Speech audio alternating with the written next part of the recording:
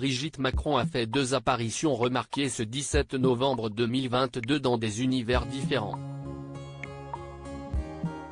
Au sein de l'hôtel Matignon, elle a participé avec Elisabeth Borne au déjeuner des ministres et leur binôme dans le cadre de la 26e édition de la Semaine européenne pour l'emploi des personnes handicapées, CF, et à l'occasion de la journée du Duo Day à l'hôtel de Matignon à Paris.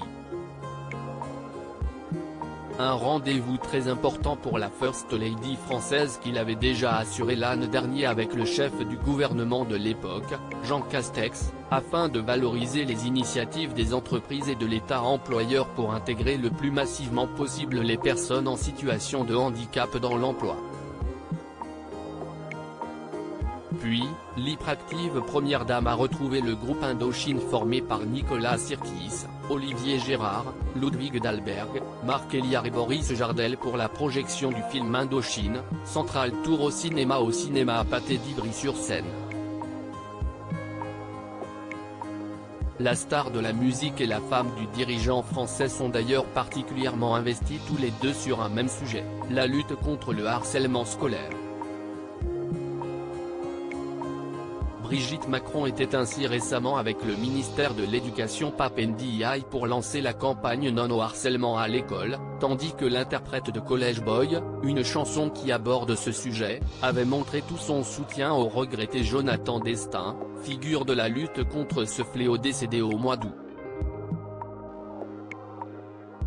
Un look rock qui épouse sa fine silhouette. La tenue que Brigitte Macron a choisie pour ce jeudi épouse la silhouette de la femme mince qu'elle est, et s'y est aussi un de ses looks signature, une veste rock à fermeture zippée avec un pantalon presque moulant, mais toujours élégant, associé avec des escarpins noirs.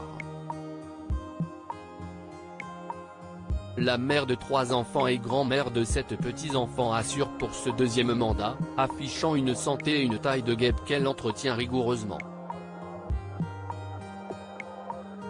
Dans Gala, la première dame était revenue sur son quotidien et ses routines pour être bien dans ses baskets. Elle suit un régime de marathonienne à base de beaucoup de poissons, de légumes, de fruits.